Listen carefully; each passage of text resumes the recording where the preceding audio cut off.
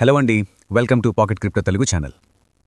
ఇటీవల American White House and IRS అదేనండి ఆదాయపు పన్నుల శాఖ సంయుక్తంగా కలిసి అంతర్జాతీయంగా జరిగే క్రిప్టో లావాదేవీలపై నిఘా ఉంచడానికి మరియు ట్యాక్స్ ఇవేషన్ను అరికట్టడానికి ఒక కొత్త నిబంధనను ప్రవేశపెట్టాలనుకుంటున్నాయి. ఈ నిబంధన యొక్క ముఖ్య ఉద్దేశం ఆఫ్షోర్ క్రిప్టో అకౌంట్స్ ద్వారా జరిగే ట్యాక్స్ ఇవేషన్ను అరికట్టడం. అంతేకాకుండా అమెరికా అంతర్జాతీయ క్రిప్టో అసెట్ రిపోర్టింగ్ ఫ్రేమ్వర్క్ కార్ఫ్లో చేరాలని కావస్తోంది.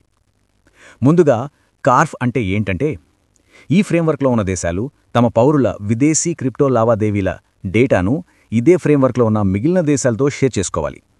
సింపుల్గా చెప్పాలంటే, అమెరికా నుండి ఒక వ్యక్తి ట్యాక్స్ తక్కువ ఉందని వేరే కంట్రీలో ఆఫ్షోర్ అకౌంట్ ద్వారా ట్రేడింగ్ చేస్తున్నాడనుకోండి. ప్రెజెంట్ అయితే అతను ట్యాక్స్ అనేది కట్టే అవసరం లేదు.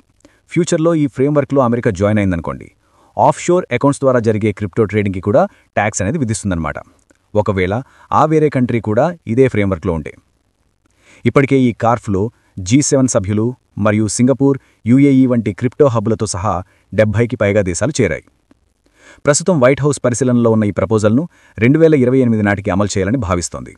సో ఇది ట్యాక్స్ బెనిఫిట్స్ కోసం ఆఫ్షోర్ అకౌంట్స్ ద్వారా క్రిప్టో ట్రేడింగ్ చేసే ట్రేడర్స్కు బ్యాడ్ న్యూస్ అన్నమాట. Thanks for watching. See you in the next video.